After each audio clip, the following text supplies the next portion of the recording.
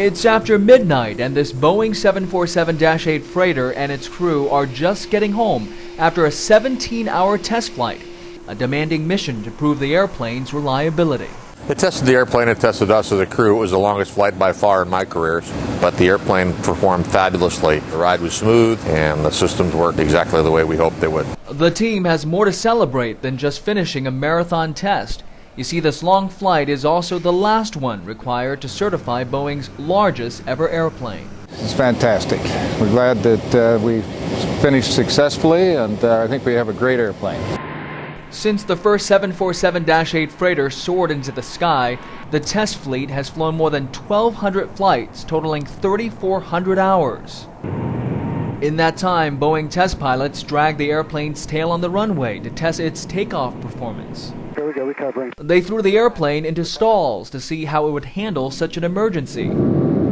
They slammed on the brakes while traveling at over 200 miles or 320 kilometers per hour to simulate the ultimate rejected takeoff.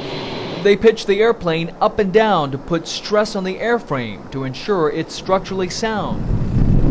They sent the freighter head-on into fierce crosswinds, pushed it to almost the speed of sound, and plowed it through a pool to make sure water doesn't get into the engines, and on and on. In all, the Boeing 747-8 freighters met more than 1,700 certification requirements. We've put this airplane through its paces. We have tested it well beyond the design limits and well beyond anything the airplane will ever see in service. In service, the 747-8 freighter will be the largest and most efficient cargo airplane in the industry, capable of hauling almost 150 tons, 20 more than its predecessor.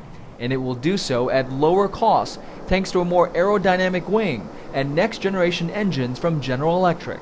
It just truly will make these airlines, I believe, tons of money.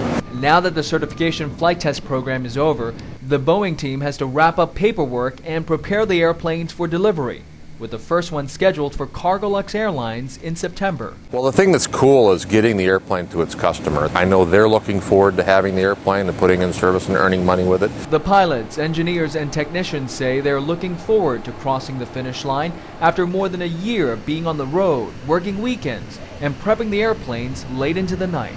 And working straight through 7 days a week. That's a pretty common thing. So it's been a very long journey, but a pretty rewarding one as well. You get to learn a lot about each other and a lot about the aircraft.